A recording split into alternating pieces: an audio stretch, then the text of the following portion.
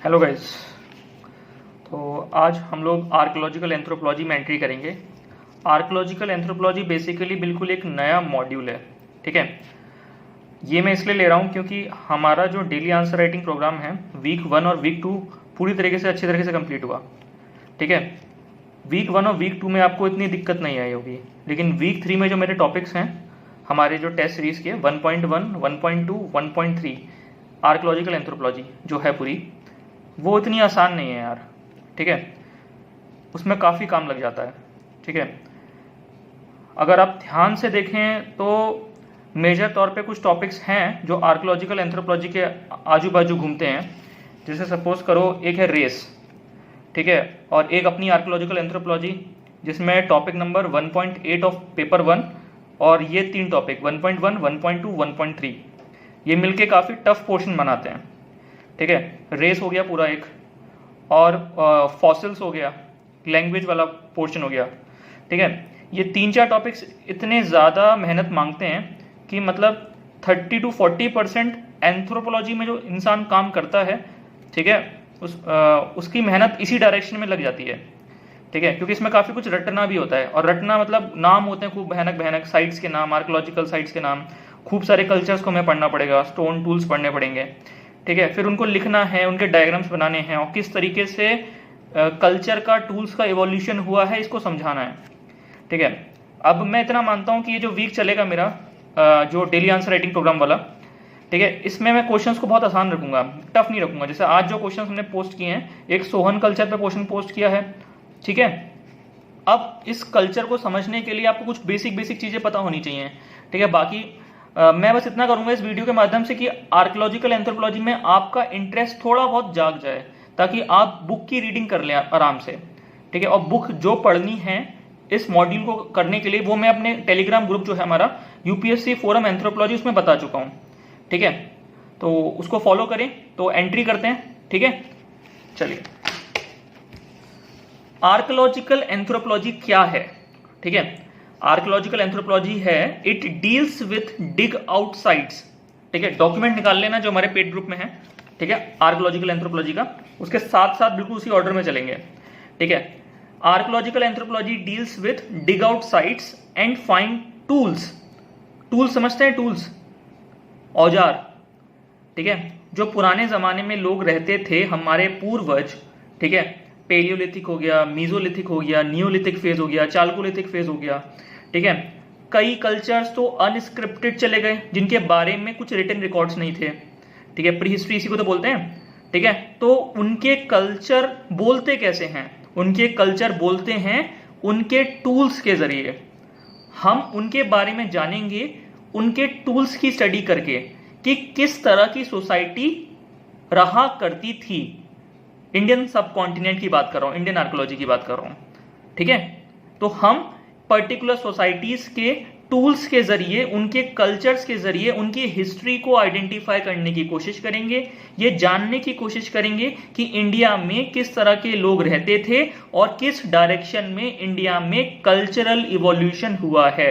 अगर आज हम इस रूप में यहां पर हैं तो हमारे पूर्वज जो से आज तक हमारी जो कहानी है, ठीक है, वो क्या रही है, इस कहानी को ट्रेस करने के लिए आर्कियोलॉजिकल एंथ्रोपोलॉजी हम पढ़ेंगे। तो आर्कियोलॉजिकल एंथ्रोपोलॉजी इस कहानी की खोज में खूब सारे गड्ढे करेगा, जमीन खोदेगा, क्योंकि जो कल्चर्स होते हैं, जो कल्चर्स रहे होंगे वो जमीन के नीचे दबे हुए होंगे, ठीक है। इतना तो मानते हैं ना, वेदरिंग, इरोशन खूब पढ़ा होगा आपने ज्योग्राफी में।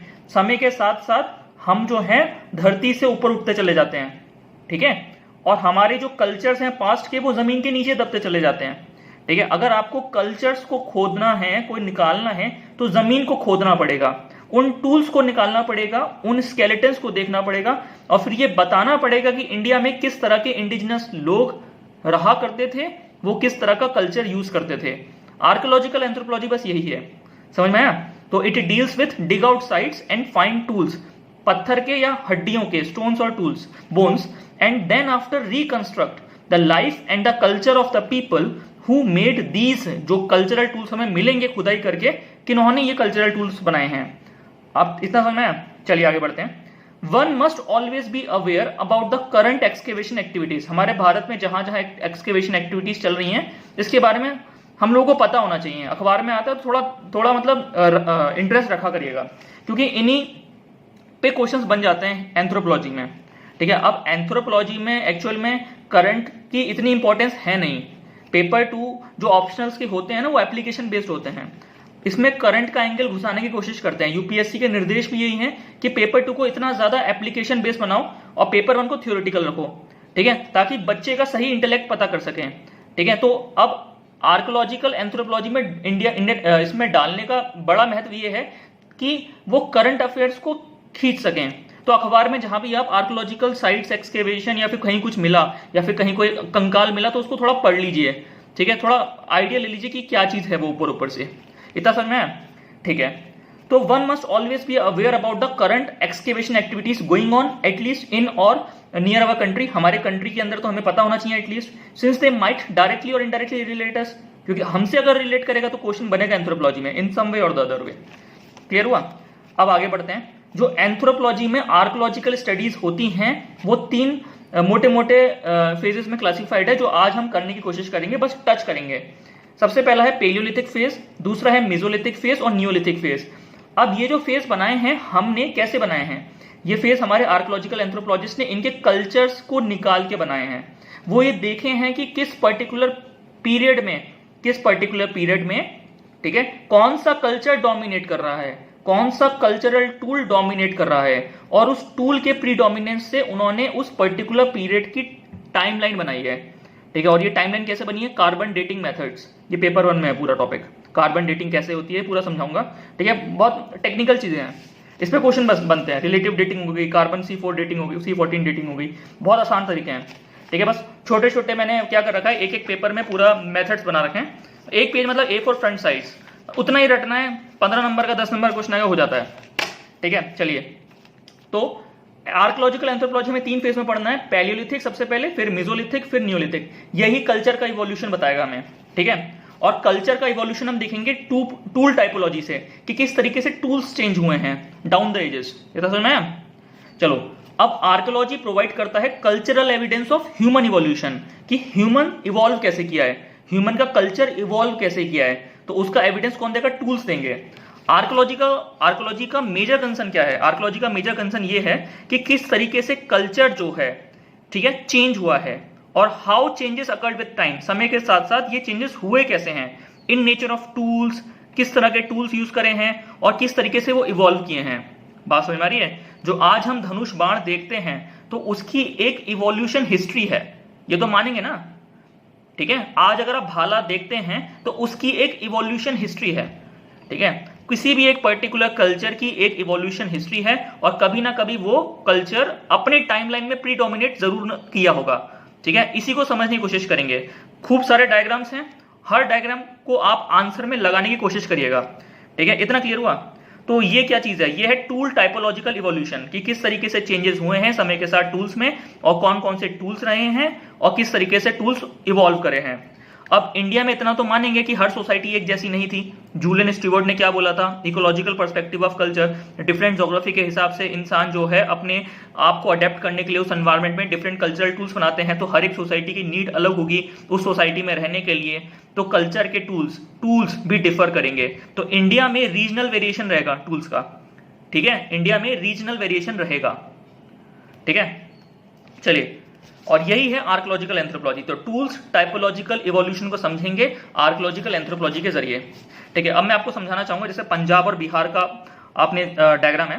ठीक है, पंजाब और बिहार में 1950 में क्या था? अगर खेतीबाड़ी हो ही रही थी, इंडिया वॉज पूरी तरीके से एग्रीकल्चरल कंट्री।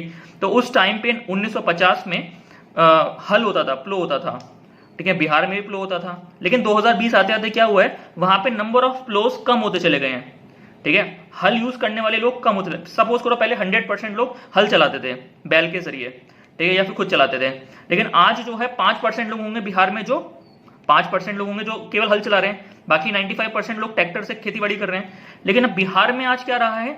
बिहार में हल उस समय 100% था, आज 50% के आसपास है। तो मतलब हल आज भी प्रीडोमिनेट कर रहा है उसका कल्चर बिहार का। तो ये क्यों हुआ? ठीक है, मतलब यही तो इंडिया में रीजनल वेरिएशन रही है। जिस तरीके से हम पास्ट को पढ़ेंगे, प्रेजेंट में एक बार झांकने की कोशिश करिए, इंडिया में रीजनल इनइक्वालिटी आज भी है।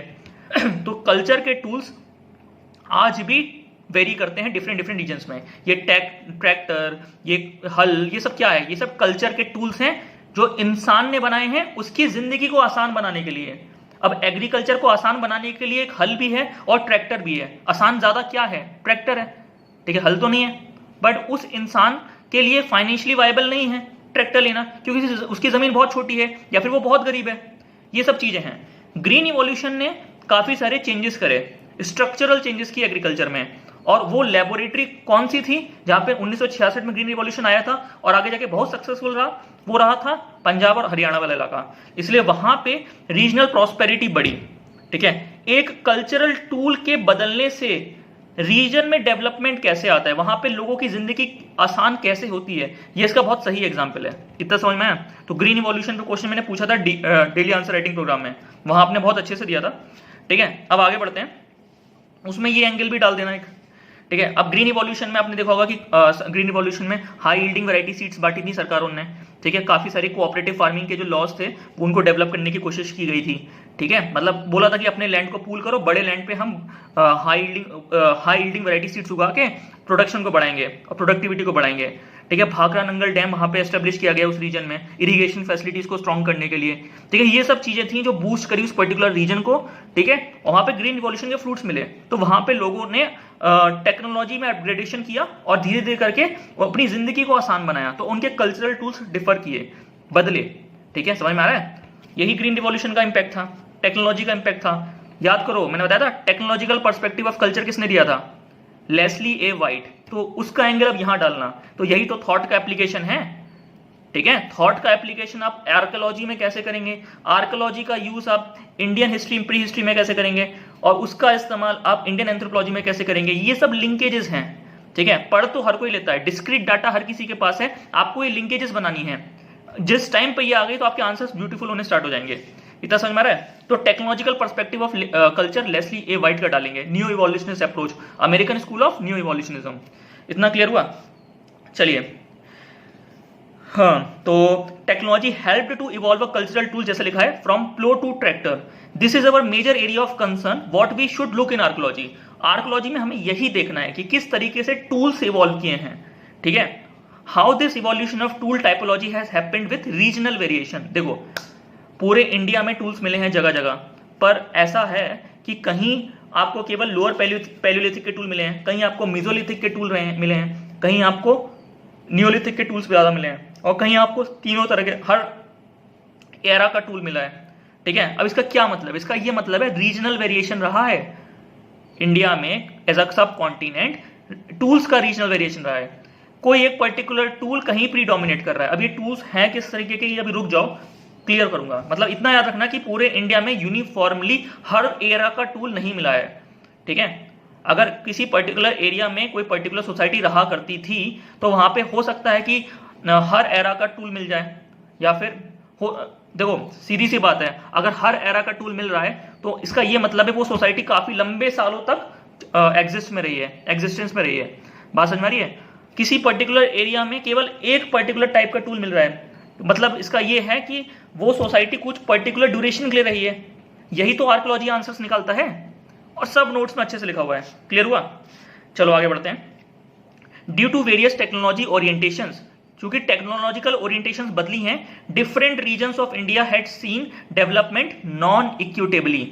अब किसी पर्टिकुलर स्टेट ने इंडिया में, पोस्ट इंडिपेंडेंस की बात कर रहा हूं, किसी पर्टिकुलर स्टेट ने किसी टेक्नोलॉजी को अच्छे से अपनाया, किसी ने नहीं अपनाया, ठीक है। जैसे बैंगलोर की बात करूं, आईटी इंडस्ट्री को पूरी तरीके से अडेप्ट किया कर्नाटका ने, ठीक है। तो बैंगलोर वाले रीजन में, हरियाणा हैदराबाद वाले रीजन में, ठीक है, वहां के निजाम जो थे पहले, उनको तो स्टार्टिंग से थोड़ा सा ये था कि सर्विस सेक्टर में थोड़ा सा वो फोकस करते थे, तो आज वहां पे इतना बढ़िया कल्चर बना, फूड कल्चर बना, ठीक है।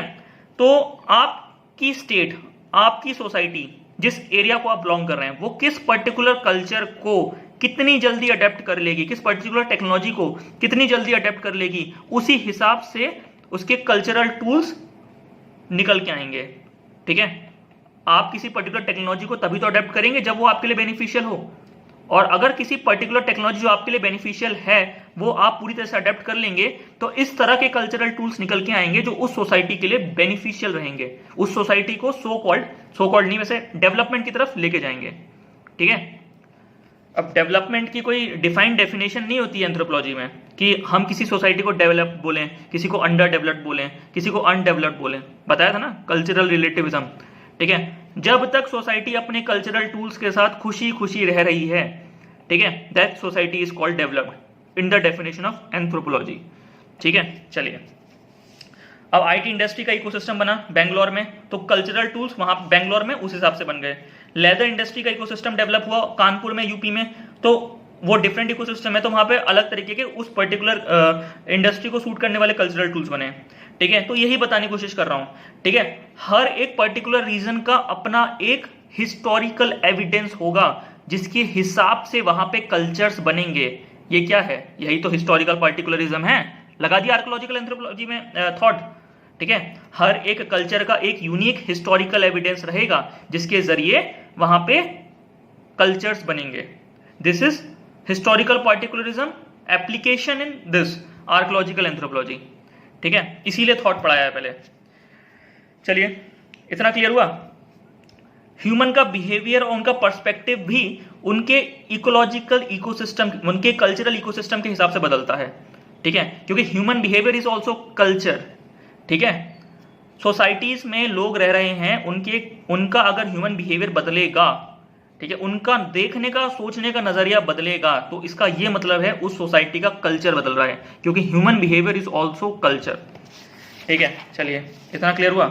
अब एक लिखा है मैंने, अतिरम पक्कम तमिलनाडु में, ये पहली साइट है जो इंडिया में पाई गई जहां पे सबसे पहला स्टोन टूल मिला था। अतिरम पक्कम तमिलनाडु, इसको याद कर लेना। ठीक है, जहां पे पहला स्टोन टूल इंडिया में आर्कोलॉजिकल एविडेंस के रूप में मिला, पत्थर से बनाया हुआ स्टोन टूल। चलिए अब इंडियन फॉसिल्स की बात करते हैं। फॉसिल समझे, ह्यूमन फॉसिल्स आपने पढ़ा होगा, जैसे नर्मदा मैन है, रामापिथेकस है, ऑस्ट्रेलोपिथेकस है, निएंडरथल है, क्रो-मैग्नन है। खूब सारे होमिनिड फॉसिल्स हैं जो एक्सटिंक्ट हो गए और कुछ फेज में निकल के आए। ठीक है, ये फिजिकल एंथ्रोपोलॉजी में, रेस वगैरह में समझाया जाएगा। बस इतना ध्यान रखना कि काफी तरीके के होमिनिड फॉसिल्स हैं जिससे आज का मॉडर्न मैन बना है।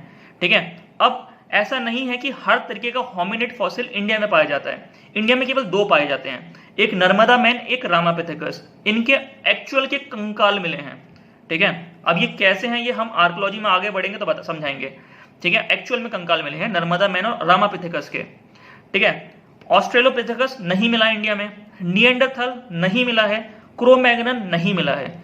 इसका ये मतलब है क्या कि ये लोग इंडिया में थे ही नहीं, इसका ये मतलब कतई नहीं है। तो इनके एग्जिस्टेंस को ढूंढने के लिए अगर हम इनके द्वारा यूज करे गए कल्चरल टूल्स को ढूंढ लें, तो क्या हम इस बात पर दावा ठोक पाएंगे कि इंडिया में ये भी था, निएंडरथल भी था। जैसे कि बात करता हूं, निएंडरथल की ही बात करते हैं कि इंडिया में उसके द्वारा यूज करे गए टूल्स, जैसे यूरोप में पाया गया निएंडरथल, तो उसके जो कल्चरल टूल्स हैं वो इंडिया में पाए गए। अब उस टाइम पे इतने लेवल पे तो माइग्रेशन नहीं होता कि यूरोप से इंडिया में कोई निएंडरथल रेस जो है इंडिया में चल के आ जाए। हो सकता है ना, ठीक है, मतलब ये हो सकता है ना कि निएंडरथल इंडिया में हो, वो रेस इंडिया में हो सकता है उसे कंकाल नहीं मिले हो। ठीक है, आगे जाके अगर आर्कोलॉजी आगे बढ़ती है और ज्यादा खुदाई होती है, ठीक है, तो हो सकता है आगे जाके कंकाल निकले और ये सब प्रूव हो जाए कि क्रो-मैग्नन भी था, ऑस्ट्रेलोपिथेकस भी था, निएंडरथल भी था। पर आज अभी तक नहीं मिला है, केवल दो ही मिले हैं, रामापिथेकस और नर्मदा मैन। ठीक है, पर निएंडरथल का कल्चरल टूल्स मिले हैं।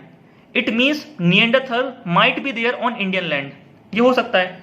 अब ध्यान से सुनो, presence of a tool associated with a human typology hominid suggest that human habitation might be there in India. जो बोला मैंने, एक पर्टिकुलर होमिनिड का अगर कल्चरल टूल मिल जाता है तो इसका यह मतलब है उस पर्टिकुलर लैंड में हो सकता है या फिर है कि वो पर्टिकुलर इंसान इंडिया में रहा हो, उस पर्टिकुलर टाइप का इंसान इंडिया में रहा हो। ठीक है, ये नर्मदा मैन और ये Ramapithecus, they are very very far different than the actual man we और यू आर। ठीक है, काफी ज्यादा डिफरेंट वर्जन है ये। ठीक है, 4 फुट का आदमी होता था, मैं दिखाऊंगा पूरे तरीके से, आपके लिए शॉर्ट वीडियो बनाएंगे इसके लिए कि किस तरीके के आदमी होते थे। ठीक है, अब आगे बढ़ते हैं। Pre history gives a evidence of cultural evolution. ठीक है। प्री हिस्ट्री हमें एविडेंस देगा कि किस तरीके से कल्चर्स इवॉल्व हुए हैं, और आर्कोलॉजी हमें प्रोवाइड करेगा वो कल्चरल एविडेंस जिससे ह्यूमन इवोल्यूशन हुआ है। तो अगर हम आर्कोलॉजी को समझेंगे, पहले कल्चर्स को समझते हैं। अगर एक बार हम कल्चर्स को समझ लिए कि कल्चर्स किस तरह से इवॉल्व हो रहे हैं, टूल्स किस तरह से इवॉल्व हो रहे हैं, तो हम ये बता पाएंगे कि रेसेस किस तरीके से इवॉल्व हुई हैं। बात समझ में आ रही है? ठीक है। अब कौन सी रेस किस पर्टिकुलर टूल को अडेप्ट करके चल रही है ये भी बता पाएंगे, बहुत सारी चीजें सॉल्व हो जाएंगी। ठीक है, अब ध्यान से पकड़ के बैठना।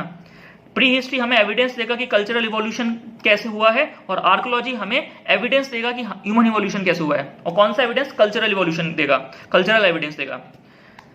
इस टॉपिक में कोई डायनेमिज्म नहीं है। ठीक है, tools had remain same down the ages with slight variation. जो टूल्स होते थे ना, अब ये लोग इतने परफेक्ट होते थे कि मतलब एक ही पर्टिकुलर वैरायटी का टूल्स अगर किसी सोसाइटी में प्रीडोमिनेट कर रहा है तो बस वही बनाते थे। ठीक है, अब इससे यह हुआ कि डायनेमिज्म ज्यादा आया नहीं सोसाइटीज में। ठीक है, तो हमारी हेडेक कम हो गई। तो हम एक पर्टिकुलर टूल को उसके पर्टिकुलर रीजन में, उसके पर्टिकुलर टाइम फ्रेम में पढ़ने में सक्षम हो गए। ठीक है, और उसको आराम से क्लासीफाई कर दिया। याद है मैंने समझाया था कि मैनकाइंड इज वन डिबेट में क्लासिफिकेटरी डिबेट, मतलब वेरियस कंट्रीज में, मतलब वर्ल्ड की जगह जगह जो कंट्रीज वगैरह हैं वहां पे जो लोग क्या करते हैं, अगर लोग जगह जगह रह रहे हैं वहां पे लोग यूनिफॉर्म क्लासिफिकेटरी सिस्टम का इस्तेमाल करते हैं, मतलब चीजों को आसान करने की कोशिश करते हैं, उसको ऑर्गेनाइज करने की कोशिश करते हैं। तभी तो मैनकाइंड इज वन की डिबेट मैंने पढ़ाई थी आपको। सिमिलर वे में आज अगर मैं देखूं आर्कोलॉजिकल एविडेंसेस को, तो मुझे बहुत आसान हो जाता है कि मैं इन चीजों को क्लासीफाई कर सकूं कि कौन सा टूल कौन से टाइम फ्रेम में है, कौन सा टूल कौन से टाइम फ्रेम में है, कौन सा कल्चर किस टाइम फ्रेम में है, किस तरीके से कौन सा कल्चर जो है, कौन सा टाइम फ्रेम जो है ट्रांजिशन फेज है किस कल्चर का, ये बताना बहुत आसान हो जाता है। क्यों? क्योंकि इस टॉपिक में कोई डायनेमिज्म नहीं है, मतलब कुछ ज्यादा वेरिएशन आता नहीं है टूल्स टाइपोलॉजी में। इतना क्लियर हुआ? अब देखो आगे बढ़ते हैं। आर्कोलॉजी में 3 फेजेस हैं, पेलियोलिथिक, मेसोलिथिक और नियोलिथिक। Palaeolithic, Mesolithic, Neolithic. ठीक है, अब पेलियोलिथिक में 3 फेजेस हैं, lower Palaeolithic, middle Palaeolithic, upper Palaeolithic. अब देखो 10 से 15 नंबर क्वेश्चन बनता है, 5 क्वेश्चन हो गए।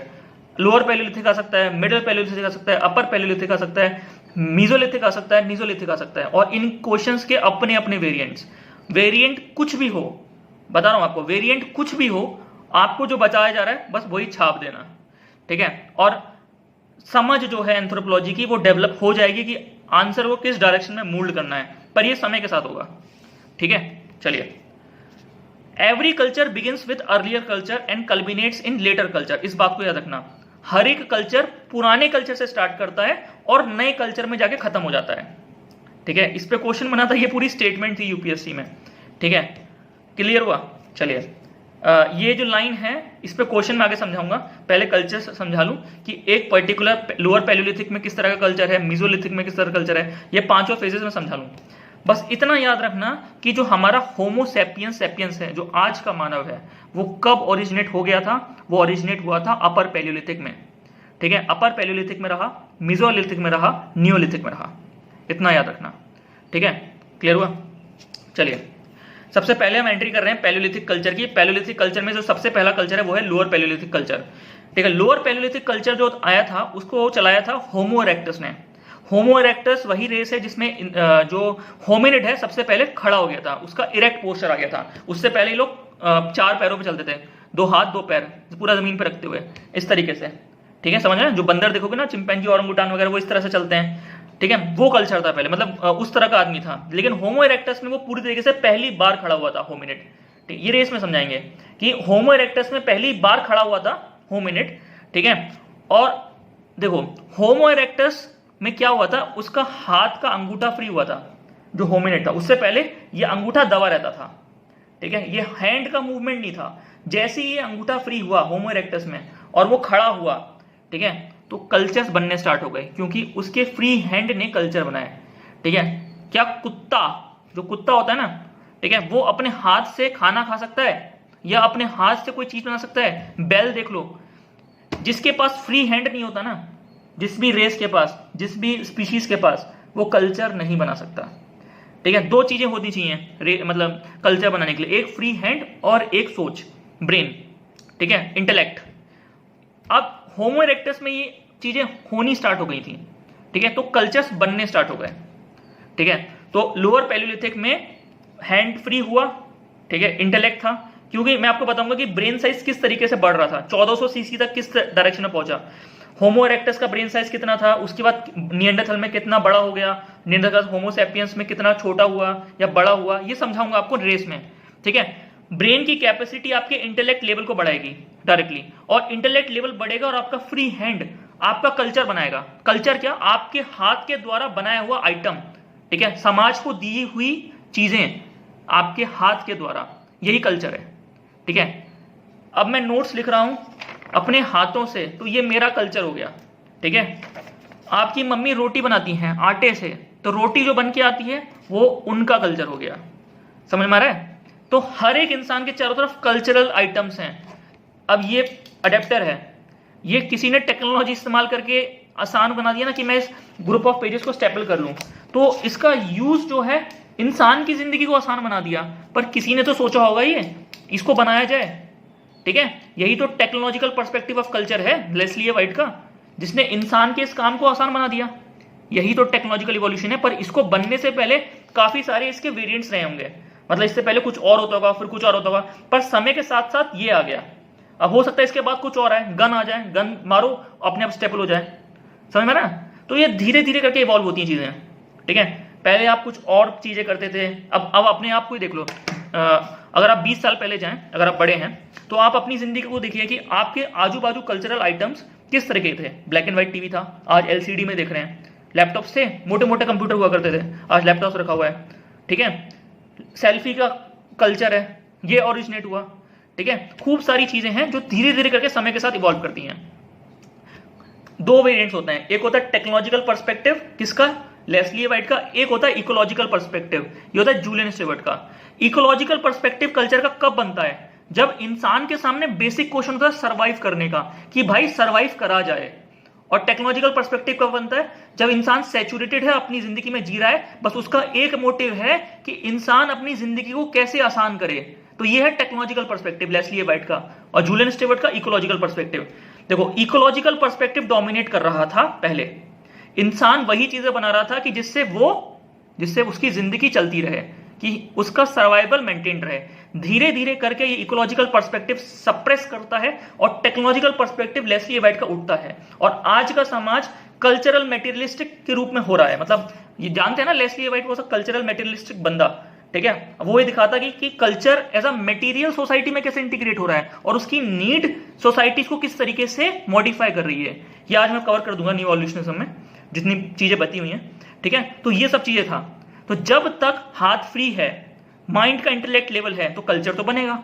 तो लोअर पैलियोलिथिक कल्चर बनना स्टार्ट हुआ होमो इरेक्टस में। उससे पहले के जो भी रामापिथेकस हो गया, शिवापिथेकस हो गया, कल्चर नहीं था। तो रामापिथेकस अगर आपको मिला है तो उससे एसोसिएटेड कल्चर मिलेगा इंडिया में? नहीं, क्योंकि भाई वो कल्चर बनाएगा कैसे, उसका हैंड ही फ्री नहीं है। ठीक है, वो तो क्वाड्रपल है। ठीक है, अब ओरंगुटान हो गया, गोरिल्ला हो गया, वो क्वाड्रपल है जरूर, ठीक है, लेकिन उनका हैंड फ्री है, पर उनका इंटेलेक्ट लेवल इतना स्ट्रांग नहीं है कि वो कल्चर्स बना सकें, पर सोशल लाइफ वो भी जीते हैं। ठीक है, थोड़ा सा ऑब्जर्व करना।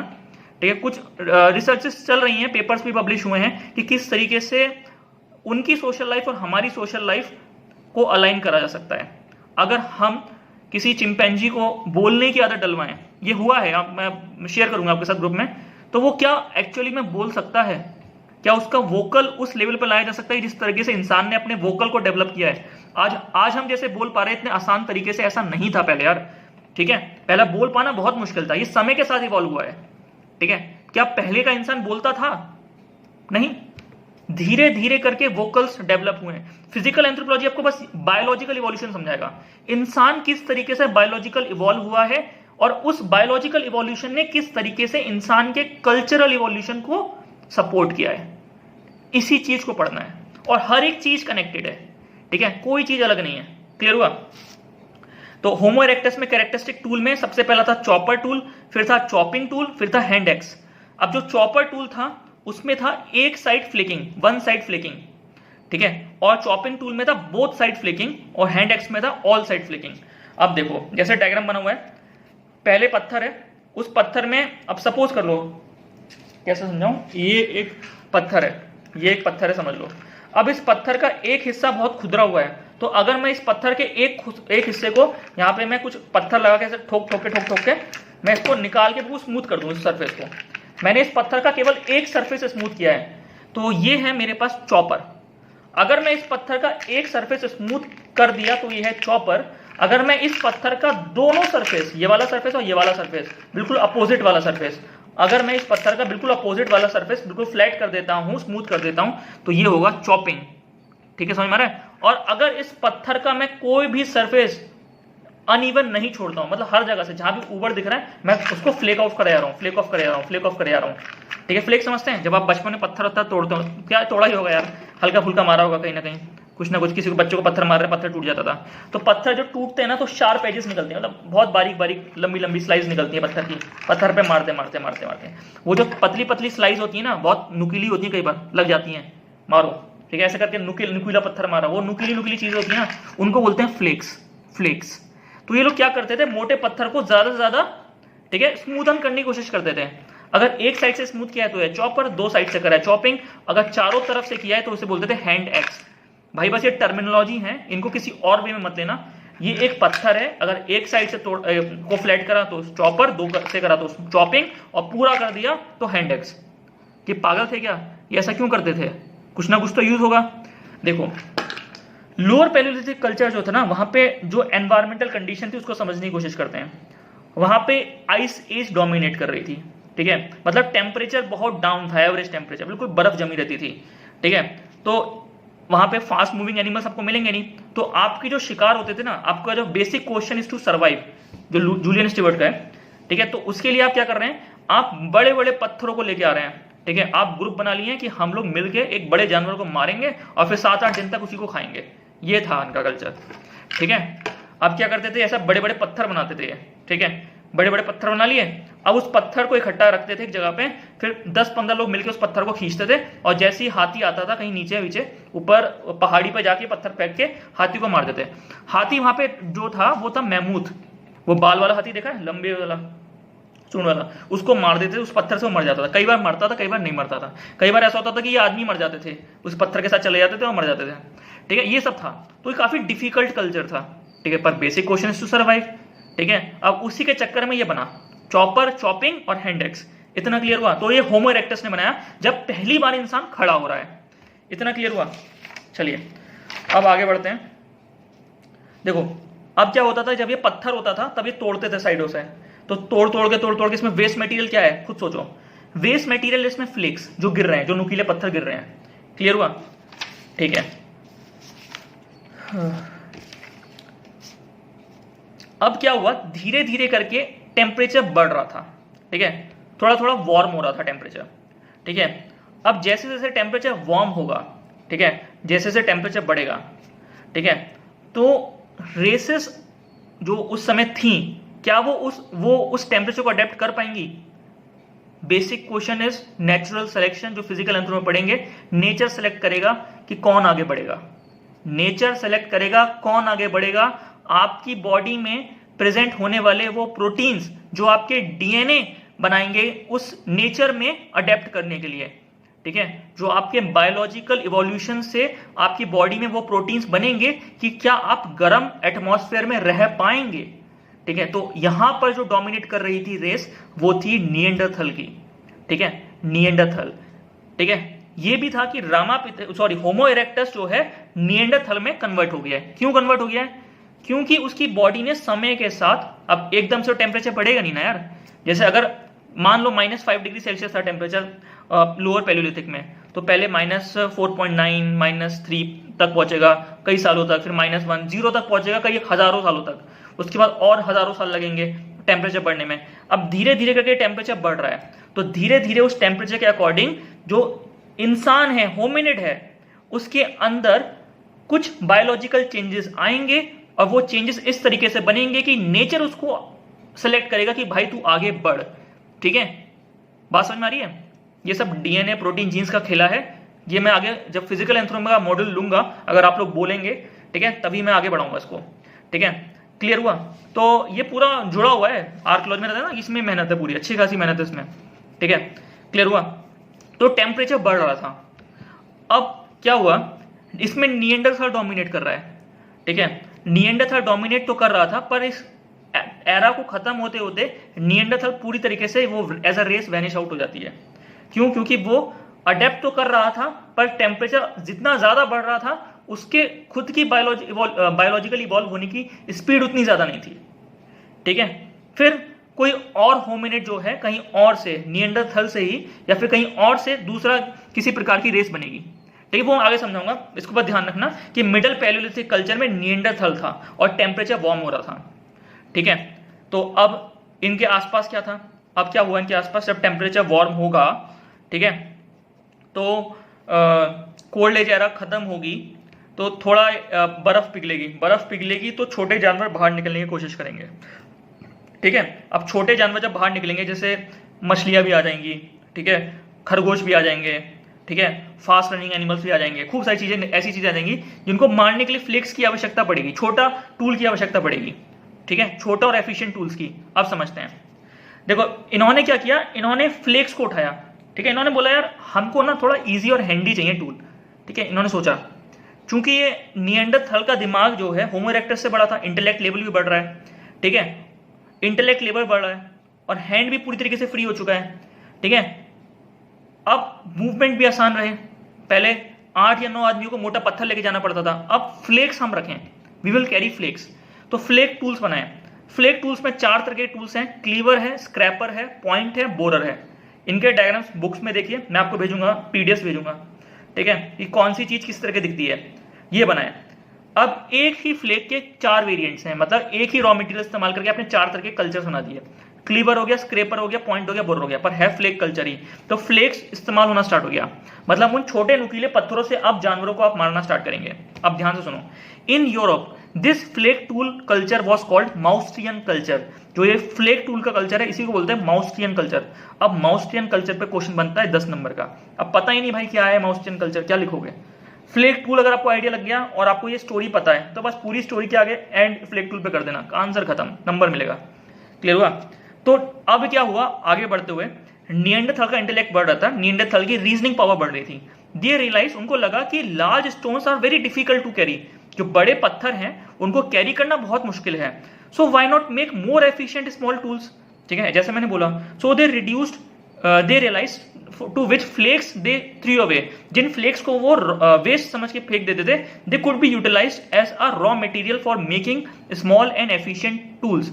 छोटे और एफिशिएंट टूल्स बनाए जा सकते हैं उस रॉ मटेरियल से। अब देखो, basic question is to survive, ecological perspective of culture, समझ में आया जूलियन स्टुअर्ट का। अब उसके चलते इन्होंने इस इंटेलेक्ट से ये काम किया। ठीक है, क्लियर हुआ? तो ये वाली थॉट लगेगा इसमें।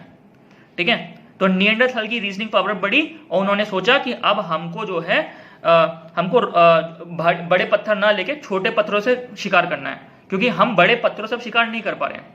ठीक है, अब आइस एज जब खत्म हुई ना तो कई सारे बड़े बड़े जानवर भी खत्म हो गए, मैमूथ वगैरह सब खत्म हो गए थे, एक्सटिंक्ट हो गए थे। ठीक है, अब छोटे जानवर को पकड़ने हैं।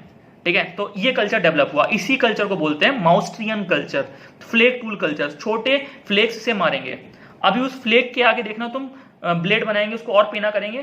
ठीक है, वो जो फ्लेक है ना उसको और पेना करके ब्लेड बनाएंगे, ब्यूरिन बनाएंगे, फिर उसके पीछे वो क्या करेंगे, लकड़ी लगा के तीर भी बनाएंगे, फिर भाला भी बनाएंगे। ये सब इवॉल्व होगा। ठीक है, समय के साथ इवॉल्व होगा। ठीक है, इतना क्लियर हुआ? तो फ्लेक टूल कल्चर डोमिनेट कर रहा है मिडिल पैलियोलिथिक में, और लोअर पैलियोलिथिक में कौन सा कल्चर था? चॉपर, चॉपिंग हैंड एक्स, याद हो गया? अब अपर पैलियोलिथिक में एंट्री करते हैं, जहां पे एनवायरमेंट खूब ज्यादा वार्म हो चुका है। देखो, एनवायरमेंट की जो वार्म होने की टेंडेंसी है वो स्टार्ट हो गई थी लोअर पैलियोलिथिक के बाद से। ठीक है, मिडिल में हुआ, अपर में हुआ, और सबसे मैक्सिमम टेम्परेचर रीच करेगा वो है मीजोलिथिक, जो आज जो हम टेम्परेचर देख रहे हैं। ये जो टेम्परेचर बढ़ क्यों रहा है? बढ़ इसलिए रहा है क्योंकि एटमॉस्फेयर में सिग्निफिकेंट चेंजेस आ रहे हैं। ठीक है, अब एटमॉस्फेयर में सिग्निफिकेंट चेंजेस आने का मतलब, पहले तो ये था कि ग्रीन हाउस गैसेस का जो प्रोपोर्शन था एटमॉस्फेयर में, कार्बन डाइऑक्साइड इन सब का, वो इतना ज्यादा नहीं था। ठीक है, कि वो हीट को ट्रैप कर सकें। ठीक है, जो सन से हीट आ रही है। ठीक है, अब समय के साथ ये हो रहा था कि एटमॉस्फेयर में ग्रीन हाउस गैसेस नेचर के द्वारा बढ़ाई जा रही थी। अब वो कैसे हो रहा था, ये बिग क्वेश्चन है। ठीक है, ये क्वेश्चन अलग तरीके से समझाया जाएगा। ठीक है, बट आपके चक्कर में आप मत पड़िए इस चक्कर में। ठीक है, तो नेचर में जो एटमॉस्फेयर था उसमें नेचर के द्वारा ग्रीन हाउस गैसेस बढ़ रही थी। आज ये है कि इंसान ग्रीन हाउस गैस बढ़ा रहा है। ठीक ठीक है, जिससे जो है एटमॉस्फेयर गर्म हो रहा था। अब एटमॉस्फेयर जब गर्म होगा तो जो अर्थ पे जो लैंडस्केप है वो गर्म होगा, सारी बर्फ पिघलेगी, बर्फ पिघलेगी, जो नदियां आपने आज तक नहीं देखी जो अंडरग्राउंड बहती थी, ठीक है, पूरा बर्फ जमा रहता था, वहां पे एक्चुअल आपको स्ट्रीम्स दिखनी स्टार्ट हो जाएंगी। जहां जहां अंडरग्राउंड पानी बह रहा था ना, समुद्र में जा रहा था, जो समुद्र पहले भी तो था ना, अब वो एक्चुअली में विजिबल हो जाएंगी। ठीक है, उस अंडरग्राउंड वाटर और बिल्कुल लोअर सरफेस पे फिशरीज आ जाएगी। ठीक है, क्लियर हुआ। अब आगे बढ़ते हैं, अपर पैलियोलिथिक कल्चर में एंट्री करते हैं। अब एनवायरमेंट यहाँ पे वार्म हो चुका है, ठीक है, काफी ज्यादा, क्योंकि मिडल से तो वार्म ही है। ठीक है, अब ये जो कल्चर है यहाँ पे एक्चुअल मॉडर्न मैन आ चुका होगा, इसे बोला जाता है होमो सैपियंस सैपियंस। ठीक है, क्लियर है। अब क्या करेगा, ये जो पत्थर है ना, जो पत्थर है, जो फ्लेक है, उसको एक साइड से पैना करना स्टार्ट करेगा। तुमने देखा होगा कि पैना करते हैं लोग इस तरीके से, ठीक है, घिसते हैं, वो इस तरीके से पैना करेगा, क्योंकि उसको अब अपना टूल एफिशिएंट चाहिए। उसको ये चाहिए कि अगर मेरा टूल किसी जानवर को लगेगा तो वो मरेगा। ठीक है, अब ऐसा नहीं होना चाहिए मैं मारे जा रहा हूँ साला मर नहीं रहा, समझ में आ रहा है। अगर मैं किसी जानवर को टूल मारे जा रहा हूँ, फेंक फेंक के मार रहा हूँ, तो वो मरना चाहिए। तो मैं क्या कर रहा हूँ, मैं उस फ्लेक को पैना कर रहा हूँ। ठीक है, तो इसे बोलते हैं ब्लेड कल्चर। ब्लेड आने लगा, समझ में आ रहा है, बहुत आसान है। अब अगर मैंने एक ही साइड से उसे पैना किया है तो वो ब्लेड है, फ्लेक समझ रहे हैं ना, और दोनों साइड से पैना कर दिया, यहां से भी पैना, यहां से भी पैना कर दिया, तो मैंने उस टूल की एफिशिएंसी बढ़ा दी। इधर से लगा तब भी मरेगा, इधर से लगा तब भी मरेगा। वो जो ब्लेड आप रेज करते हैं, रेजर चलाते हैं ना, उस तरह का ब्लेड। ठीक है, तो हो गया। ठीक है, थोड़ा गलती हुई, ब्लेड क्या है, दोनों साइड से पैना। ठीक है, थोड़ा गलती हो गई, सॉरी। ब्लेड दोनों साइड से पहना है, जैसा जो आज हम ब्लेड देखते हैं। ब्यूरिन क्या है, आपने दोनों साइड से पेना तो किया, आपने उसको नोक दे दी बिल्कुल अपोजिट साइड पे। ठीक है, जैसे ये है और ये, आप डायग्राम देखिए समझ में आ जाएगा। दो साइड उसके पेने हैं और एक साइड से आपने नोक दे दी। ठीक है, तो ब्लेड कल्चर में दो साइड आपके पेने हैं और ब्यूरिन में आपके तीन साइड पेने हैं, एक ये और एक ऊपर की नोक। ठीक है, तो जैसे जैसे आप बनाते जा रहे हैं वैसे वैसे उस टूल की एफिशिएंसी बढ़ती जा रही है। अब यहाँ पे एक सिग्निफिकेंस ये भी था कि यहाँ पे बोन टूल्स बनने स्टार्ट हो गए। ठीक है, अब हड्डियों का किस तरीके से इस्तेमाल करा जाए, ये भी इस्तेमाल हो गया कि टूल में किस तरीके से हड्डी का इसका इस्तेमाल कर सकते हैं। छोटे मोटे हथौड़े वथौड़े भी बहुत एफिशिएंट हथौड़े बनने स्टार्ट हो गए। केव आर्ट बननी स्टार्ट हो गई। ब्यूरिन बनना ना, ब्यूरिन बहुत पैना होता है आगे से, जैसे दिखा रहे हैं। अब उससे आपने केव आर्ट बनानी स्टार्ट करी कि किस तरीके से पत्थरों पर आर्ट बनाई जाए। भीमबेटका देखिए, ठीक है, भीमबेटका की सुंदर सुंदर पेंटिंग्स हैं, वो दिखाए, उससे आपको आइडिया लग जाएगा। क्लियर हो गया। तो sophisticated flakes is only blade and burin. Blade and burin क्या है, सोफिस्टिकेटेड फ्लेक। फ्लेक का ही आपने एक नया वर्जन दे दिया। ठीक है, तो इकोलॉजी जिस हिसाब से चेंज हो रही है उसको अडेप्ट करने के लिए आप अपने कल्चरल टूल्स को मॉडिफाई करते जा रहे हैं। क्यों? Basic question is to survive. Julian Steward, ecological perspective of culture. क्योंकि जैसे जैसे नेचर चेंज हो रहा है टेम्परेचर के बढ़ने के साथ साथ, वैसे वैसे सोसाइटीज की इकोलॉजिकल नीड और सोसाइटल नीड्स बदल रही हैं। तो उसमें रहने वाले लोग उन नीड्स के अकॉर्डिंग अपने कल्चर्स बना रहे हैं, अपने टूल्स बना रहे हैं, ताकि उसमें आसानी से अडेप्ट कर सकें और उन कल्चरल टूल्स से अपनी जिंदगी को आसान बना सकें। क्लियर हुआ। तो अपर पैलियोलिथिक खत्म हुआ, अब मीजोलिथिक का टाइम आएगा। मीजोलिथिक क्या है, आप जो एनवायरमेंट है वो बिल्कुल ही उसने बिल्कुल ही पीक गेन कर लिया अपने टेम्परेचर का। अब जो ग्रीन हाउस गैस नेचर ने छोड़ी है एटमॉस्फेयर में, वो पूरी तरह से सैचुरेट हो गई हैं। इसके आगे अब नेचर नहीं बोलेगा, वो अपना बैलेंस मेंटेन करेगा, जिससे टेम्परेचर जो है पृथ्वी पर आ गया है। क्या आ गया है? टेम्परेचर पृथ्वी पे अब कांस्टेंट आ गया है। तो जहां जहां अननेसेसरी बर्फ थी सब पिघल गई है। ठीक है, सारी नदियां प्रॉपर बन चुकी हैं। ठीक है, मछलियां आ चुकी हैं। ठीक है, अलग तरीके की लाइफ फॉर्म्स डेवलप हो चुकी है। ठीक है, फास्ट मूविंग एनिमल्स आ चुके हैं। लैंड इमर्ज कर गया है। ठीक है, जो लैंड खेती बाड़ी सोच भी नहीं सकता इंसान, अब उसको एक ऐसी ऑप्शन मिल गया कि हाँ खेती बाड़ी हो सकती है। मेसोलिथिक वो ट्रांजिशन फेज है जिससे इंसान जो है हंटिंग से एग्रीकल्चरल बनेगा, जिससे नोमैडिज्म सोसाइटी से, नोमैडिक सोसाइटी से एक settled way of life village societies बनेंगी। इतना क्लियर हुआ। चलिए अब यहां पे कैरेक्टरिस्टिक्स टूल देखिए। मेसोलिथिक में एम है तो इसका कैरेक्टरिस्टिक होगा माइक्रो टूल। अब क्या हो रहा है, आप ये देखिए, सबसे पहले बड़ा सा पत्थर, फिर फ्लेक आया, फिर ब्लेड ब्यूरिन आया, फिर माइक्रो टूल आया। जैसे जैसे आप कल्चरल टूल देखते जा रहे हैं कि किस तरह से इवॉल्व हो रहा है, जो टूल है उसका साइज घटता जा रहा है, और टूल साइज जैसे जैसे घटता जा रहा है टूल की एफिशिएंसी बढ़ती जा रही है, काफी आसान हो रहा है लोगों को कैरी करना। तो एक इंसान अब ज्यादा से ज्यादा अपने एनवायरमेंट, अपने नेचर को कंट्रोल कर पा रहा है और अपने एग्जिस्टेंस के लिए, ठीक है, खुद के एग्जिस्टेंस के लिए। ठीक है। जब इंसान पूरी तरीके से, देखो क्या हो रहा है, एक तरीके की लड़ाई चल रही है नेचर और आदमी की, ठीक है। कई बार नेचर ऊपर है, कई बार आदमी ऊपर है, ठीक है। नेचर लड़ रहा है आदमी के साथ कि भाई मैं ऊपर उठूंगा तुझे मारूंगा। आदमी ऊपर उठ रहा है, नेचर से लड़ रहा है, किसके जरिए? अपने कल्चरल टूल बना के, ठीक है। समय आ रहा, समय आ रहा, समय आ रहा, पर एक समय ऐसा आएगा जब इंसान नेचर के ऊपर होगा और नेचर नीचे है। अब नेचर ऊपर नहीं उठेगा क्योंकि इसने इसको डोमिनेट कर लिया है इंसान ने। काफी फिलोसॉफिकल बात है, अपने कल्चरल टूल के हिसाब से। तो ये अब सैचुरेटेड हो गया है अपने टूल्स के साथ। अब ये क्या करेगा, अब ये इस डिस्टेंस को और बढ़ाएगा, ठीक है। अब नेचर को और सप्रेस करेगा और इस पर्सपेक्टिव में अब इस्तेमाल होगा technological perspective of culture Leslie White का, कि इंसान की जिंदगी के आगे अब basic question is not to survive, कि वो ऑलरेडी हैज बीन अचीव्ड। अब क्या है, अब इंसान अपनी जिंदगी को आसान बनाएगा और ज्यादा टेक्नोलॉजिकल इनोवेशन के साथ, और ज्यादा टेक्नोलॉजिकल इनोवेशन के साथ अपनी जिंदगी में काफी चीजें ऐसी करेगा जिससे उसकी जिंदगी और उसकी सोसाइटी में रहने वाले लोगों की जिंदगी आसान बने। तो ये गैप और बढ़ेगा, तो यही गैप हो रहा है। तो आज हम एनवायरमेंट और डेवलपमेंट और इकोनॉमिक्स की लड़ाई लड़ते हैं ना, वो यही पर्सपेक्टिव है, ठीक है। इंसान जो है नेचर से लड़ाई जीत चुका है और अपनी लड़ाई में नेचर को और सप्रेस करे जा रहा है अपने टेक्नोलॉजिकल इनोवेशंस के जरिए, ठीक है। क्लियर हुआ? काफी बकवास थी, ठीक है, ठीक है। अब मीजोलिथिक में भी होमो सेपियंस सेपियंस है, बता चुका हूं। अपर में है, मीजोलिथिक में और नियोलिथिक में भी है, ठीक है। अब मीजोलिथिक में कैरेक्टरिस्टिक टूल क्या है? माइक्रो टूल है। अब ये होता था 1 से 1.5 इंच का, ठीक है। ये टूल बहुत छोटा होता था। अब इसमें क्या करते थे ये लोग, पीछे लकड़ी लगा लेते थे, फिर धनुष बाण बना के सोचते थे कि इसको मैं जोर से फेंकूंगा, एकदम हवा में चीरते हुए जानवर के आर पार कर जाएगा ये। मतलब गन वाला कल्चर समझ रहे हो ना, कि जैसे गन बनेगी आगे जाके, ठीक है। पहले ये था कि पहले हाथ से फेंकते थे तो इतना ज्यादा दूर जाता नहीं था, फिर अब इन्होंने अपना बो एंड एरो बनाया, ठीक है, वो और दूर जाता है, ठीक है। इस तरह से चीजें बन रही थी। तो माइक्रो ट्यूल जो है ना, जो छोटे छोटे आप देखोगे, क्या हुआ था आगे जाके जब इन्होंने खुदाई वुदाई हुई थी यहाँ पे इंडिया में, तब ये माइक्रो टूल्स मिले थे खूब ज्यादा। फिर माइक्रो टूल्स मिले ना, सोचा यार इसका इस्तेमाल ही क्या होगा, ये छोटा सा पत्थर ही तो 1.5 इंच का, ये कैसे तुम फेंक सकते हो। फिर बाद में जब काफी ज्यादा रिसर्च हुई तो पता चला भाई इसके पीछे लकड़ी लगी हुई थी, ठीक है। और समय के साथ साथ वो पत्थर तो वहां रह गया, पर लकड़ी जो है डिकम्पोज हो चुकी है, ठीक है। तो अब उनको ये लगा यार ये तो कंपाउंड टूल बन गया है, ठीक है। तो कंपाउंड टूल का कल्चर इन्होंने मेसोलिथिक में अटैच कर दिया, ठीक है। 1 से 1.5 इंच का माइक्रो टूल बनता था, वहां से कंपाउंड टूल बनाया। कंपाउंड टूल बनता है हेफ्टिंग के जरिए, आप लकड़ी को पीछे लगा दो ब्लेड के पीछे, ये भाला टाइप का, बो एंड एरो टाइप का, ठीक है। क्लियर हुआ? अब देखो ये सब क्यों बन रहा था। Basic question before man is to survive, Julian Steward का perspective. Environment has become very warm, मतलब वेरी वार्म मतलब रेफरेंस अपना सैचुरेशन गेन कर लिया है।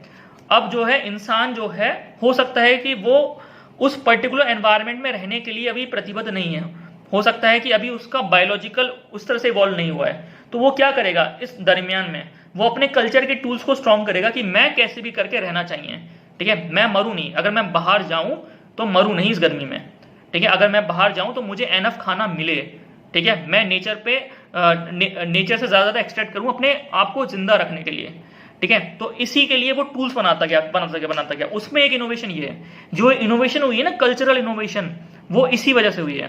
तो एनवायरमेंट खूब वार्म हो गया, बर्फ पिघल गई, लॉन्ग स्टैंडिंग बर्फ, कई करोड़ों सालों से जमी हुई बर्फ सब पिघल गई। इमरजेंस ऑफ लैंड इमर्ज करता है, ठीक है। फॉरेस्ट इमर्ज करते हैं, जंगल आता है, ठीक है। स्ट्रीम्स रिवर्स आती हैं, ठीक है। पूरे बड़े बड़े मतलब लैंड है, फ्री लैंड है, तो वहां पे तेज चलने वाले जानवर आते हैं सामने, ठीक है। फास्ट रनिंग एनिमल्स, अब ये कहां से आते हैं, कैसे आते हैं, पूरा फिजिकल एंथ्रोपोलॉजी का टॉपिक है, वहां कराया जाएगा। बस इतना समझना कि फास्ट रनिंग एनिमल्स आते हैं, ये सब कैरेक्टरिस्टिक है। मीजोलिथिक का क्वेश्चन आएगा तो यही डालना है भाई, ठीक है। अब जैसे डियर आ गया, शीप आ गया, कुत्ता आ गया, बिल्ली आ गए, ये सब आ रहे हैं।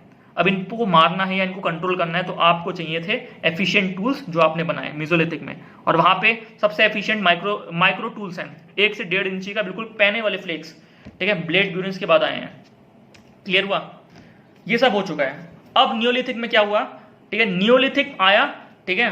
अब मीजोलिथिक हम ये सिखा चुका था कि एक वे ऑफ लाइफ ये भी है। मीजोलिथिक में विलेज बनने स्टार्ट हो गए थे, इतना क्लियर है। तो नियोलिथिक भी होमो सेपियंस सेपियंस का है। यहाँ पे जो कैरेक्टरिस्टिक टूल है वो है आपका जो टूल पहले का था, ठीक है, जो आपने टूल बनाए थे उस पर पॉलिश कर दी। अब ये पॉलिशिंग के लिए ऑयल लाए। अब ऑयल इन्होंने कहाँ से निकाला, जो ये जानवर मारते थे ना वहां से ऑयल निकाल लेते थे उनकी चमड़ी से। क्या होता है, कहाँ से निकलता है तेल, जो चमड़ी होती है ना जानवर की, जानवर के मांस और चमड़ी के बीच में खूब सारी चर्बी होती है, उस चर्बी को निकाल लेते थे, उस चर्बी को आग के ऊपर पकाते थे, ठीक है, और फिर वहां से तेल निकलता था, उस तेल से ये पॉलिश करते थे, ठीक है। तो ये पॉलिश, और कई पेड़ से भी ये निकालते थे कुछ ना कुछ स्टैक वगैरह, ठीक है। फिर पॉटरी का इन्वेंशन यहाँ हुआ न्यूलिथिक में, पॉलिश टूल आए और घड़े बड़े स्टार्ट हो गए। क्यों घड़े बड़े बने? भाई आप खेती बाड़ी कर रहे हैं ना, अनाज आएगा तो अनाज को कहाँ स्टोर करेंगे, ठीक है, उसके लिए घड़े बनने स्टार्ट हो गए, ठीक है। इंसान के सामने basic question is to survive. अगर खाना मैं रखूंगा, खाना मैंने अगर संभाल के नहीं रखा, बिल्कुल सेफ, उसको सेफ्टी में नहीं रखा, तो वो खाना चला जाएगा, या फिर कोई चुरा लेगा, या फिर वो खराब हो जाएगा, सड़ जाएगा, ठीक है, बात समझ में आ रही है। तो उसके लिए मुझे कुछ स्टोर करना है, तो मैं कुछ इनोवेट करूंगा। इनोवेट किया पॉटरी, ठीक है। अब ये जूलियन स्टुअर्ट वाला है, ये टेक्नोलॉजिकल पर्सपेक्टिव नहीं है, क्योंकि ये एक नीड है सर्वाइवल की। खुद सोचो कि क्या चीज सर्वाइवल की नीड है और क्या चीज सर्वाइवल की नीड नहीं है, सर्वाइवल से ऊपर उठ के है। समझ में आ रहा है? तो पी डबल पी आ रहा है, न्यूलिथिक में डबल पी है, पॉटरी आया, पॉलिश्ड स्टोन आया, स्टोन टूल्स आया। और फीचर्स क्या है इसमें? आपने इसमें जानवरों को डोमेस्टिकेट किया और एग्रीकल्चर पूरी तरह से प्रीडोमिनेट कर गया है। तो न्यूलिथिक ये था। तो भाई अब समझ में आ गया। आप मेरे हिसाब से तो आप कोई भी फेज में लिख सकते हो, लेकिन अभी मैंने बस आपको एंट्री कराई है आर्कियोलॉजिकल एंथ्रोपोलॉजी में, ठीक है। हर एक फीचर को इतना बारीकी से खोलेंगे कि पढ़ना तो बहुत आसान हो जाएगा आर्कियोलॉजिकल एंथ्रोपोलॉजी को, ठीक है। ज़्यादा लंबा नहीं करेंगे, इतना ही रखेंगे, ठीक है तो काफ़ी कुछ, ठीक है। उसमें आगे क्वेश्चंस भी कराएंगे आपको खूब सारे। इतना क्लियर हुआ? अब बुक्स कौन कौन सी पढ़नी है इसको थोड़ा ध्यान रख लीजिए, क्योंकि इसी में मेहनत है। देखो, prehistory, fossils, language and race, ये 4 टॉपिक्स हैं। अपना 40% एंथ्रोपोलॉजी का काम इसमें लगा दो, ठीक है। 15 से 20 दिन इसमें लगा दो, क्योंकि ये पे कर जाएगा बहुत अच्छी तरीके से, ठीक है। क्योंकि अगर आप मैरिज, फैमिली, किनशिप, थॉट, इसको अलग अलग सोर्सेज से पढ़ोगे ना, ठीक है, तो उसका कोई यूज़ नहीं है खास, क्योंकि जो बेसिक मटेरियल जो आपको दिया जा रहा है वहाँ से काम हो जाएगा, ठीक है। हो ही जाएगा यार, लिख के दे रहा हूँ, हो जाएगा। बेसिक रीडिंग जो दी जा रही है बस वही कर लो, खत्म है। लेकिन ये जो पोर्शन है इसमें आपको डाइवर्स रीडिंग की ज़रूरत है, ठीक है। पढ़ना पड़ेगा भाई, किताबें पढ़नी पड़ेंगी। तो किताबें कौन कौन सी पढ़नी चाहिए, ठीक है। अगर आप कुछ नहीं पढ़ रहे हैं, ठीक है, बस केवल मेरे नोट्स कर रहे हैं, तो एवरेज नंबर तो ले आओगे। अगर 100 नंबर का इस पोर्शन से बन रहा है पूरी तरीके से, तो 50-55 नंबर गेन कर लोगे। लेकिन अगर आपको 75 टच करना है 100 में से, 75% नंबर इस पूरे पोर्शन से लेके जाना है, या 60% या 65%, ठीक है, तब आपको पढ़नी पड़ेगी इंडियन एंथ्रोपोलॉजी में सिंह एंड सहाय, ठीक है, प्री हिस्ट्री वाला portion. Social and physical anthropology में विजय सर, जो हमारे सर हैं, ठीक है, इनका आपको पढ़ना पड़ेगा, ठीक है। इनकी किताब है, इसमें करीब 10 पन्नों का चैप्टर है, वो पढ़ लीजिए पूरी तरीके से। आप बोले मैं उसका तो वो दे दूंगा, PDF दे दूंगा। डी के भट्टाचार्य है, ठीक है, इसमें से केवल आप अपर वाला पोर्शन पढ़िए, अपर पैलियोलिथिक वाला काफ़ी अच्छा है। इग्नू के नोट्स से पढ़िए, NCERT की जो बुक्स आप पढ़ते होंगे प्री हिस्ट्री की, ठीक है, उसे पढ़िए। चालकोलिथिक, न्यूलिथिक, ये सारे कल्चर्स पढ़िए, काफ़ी सारी चीज़ें हैं, जोड़िए। मैं आपको बस पर्सपेक्टिव दे रहा हूँ कि किस तरीके से सोचना है, ठीक है। क्लियर हुआ? चलिए, बस इतना है कि आप अपने अंदर कॉन्फिडेंस लेके आइए, हाँ आप लिख सकते हैं, ठीक है। बस इसको बनाने का मेरा मोटिव यही है। चलिए, मिलते हैं अगली वीडियो में।